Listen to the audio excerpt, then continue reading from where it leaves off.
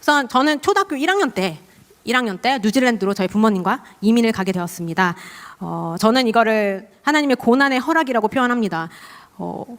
뉴질랜드 굉장히 좋은 곳이에요. 거기서 해외 생활도 하고 영어도 배우고 얼마나 좋은 나라에서 있는데 이게 고난이라고 표현을 했을 때 많은 분들께서 그건 고난이 아니지라고 많이 이야기해 주시는데 왜 고난이었냐면요. 처음 이제 뉴질랜드를 갔을 때 영어를 하나도 못했어요. 또 어린 아이니까 한국말도 제대로 못하는데 영어까지 하려니 굉장히 힘들었고 또 이제 학교를 처음에 갔는데 정말 상상지도 못하는 경험을 하게 됩니다.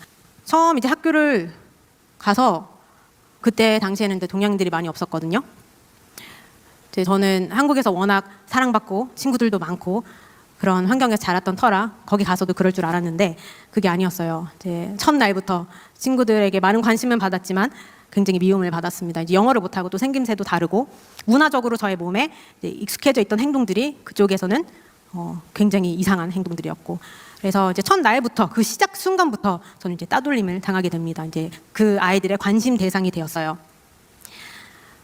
근데 이거를 뭐 부모님께 말한다고 해도 다 부모님께서는 이제 겪는 일이구나 하고 넘어가셨다가 크게 깊게 생각 안 하시고 저를 두고 글쎄 부모님 한국으로 돌아오셨어요. 이제 한국에 일을 하시고 계시니까 뉴질랜드 이제 왕래를 한다고. 그 저는 초등학교 저학년 때부터 홈스테이 아무도 모르는 제가 알지도 못하는 부모님들과 함께 살게 돼요. 그리고 중학생이 되어서는 친구 집에서 홈스테이를 하게 돼요. 친구 부모님과. 그 부모님께서도 굉장히 신실한 크리스찬 집이셨는데 아침마다 학교 등교하기 전에 성경 공부를 해야 해요. 그래서 성경 공부하고 어떤 말씀인지 해석하고 서로 생각 교환하고 너무 싫었어요. 왜냐하면 저는 공감되지 않았거든요. 그냥 역사책 읽는 정도. 하나님은 알았는데 하나님이라는 분을 이제 홈스테이 부모님들께서 소개는 해주셨는데 믿음은 없었어요. 그냥 홈스테이 부모님으로부터 사랑을 받아야 되니까 혼나지 않아야 되니까 신앙생활을 나름 제 선에서 할 수 있는 만큼 하게 되었던 것입니다.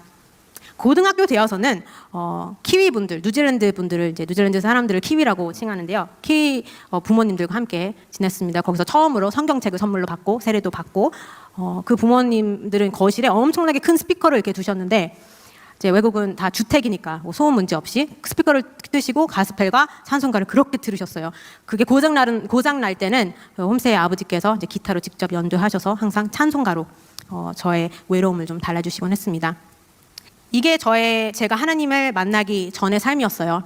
주변에 다 기도해 주시고 성경 묵상, 성경 말씀 전해 주시고 찬양해 주시는 분들이 있음에도 저는 와닿지 않고 그냥 많은 사람들이 크리스찬이구나.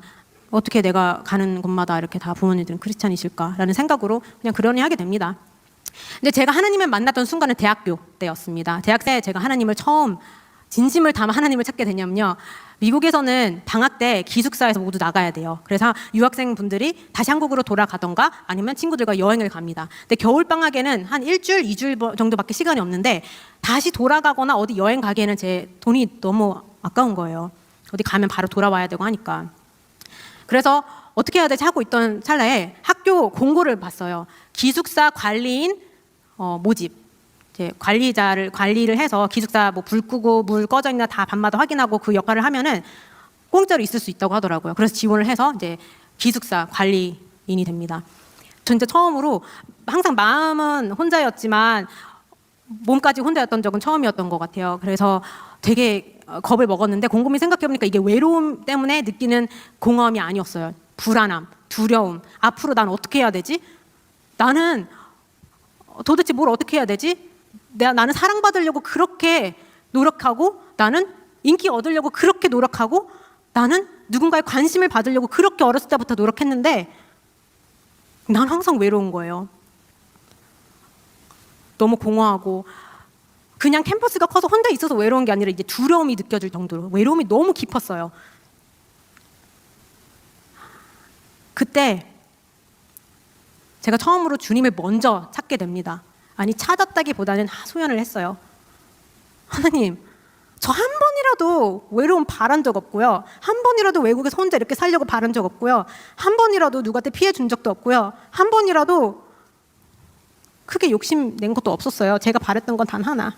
외로움 없애주시길 바라는 그 마음 하나. 그게 그렇게 어려웠나요? 저 그냥 외롭지 않은 마음 주시는 게 그렇게 어려우셨어요? 하소연을 굉장히 많이 했어요. 동시에 이제 패닉이 왔어요. 이제 하도 사람들한테 관심 받으려고 막 뭔가를 했었는데 그 순간엔 아무도 없으니까 혼자 있으니까 이제 패닉이 온 거예요. 내가 뭔가 해야 될 것 같은데 근데 해야 되는 거는 없고 불안하고 이제 그 순간 이제 처음 성령이 임하심을 느끼게 되었어요. 평소 멀쩡한 생각이었다면 절대로 생각 들지 않았던 거를 성령이 임하시면서 이제 이런 마음을 받게 됐어요. 평소 때는 여태까지 뉴질랜드에 있었던 저희 홈스테이 부모님들 있죠. 생각도 안 났어요. 그냥 어렸을 때 일이니까 까먹었는데 그때 이런 마음을 주셨습니다.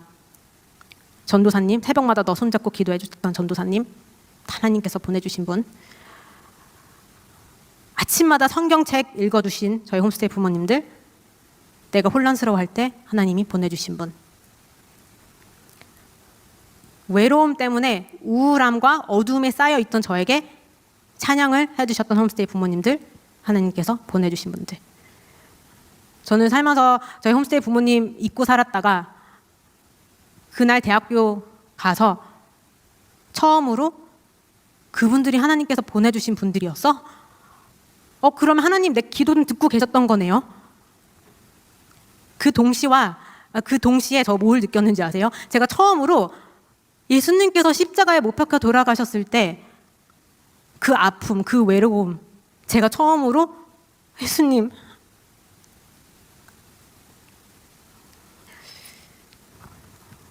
처음으로 제가 그 고통을 직접 느껴보아서 그때 처음으로 사랑을 느꼈습니다.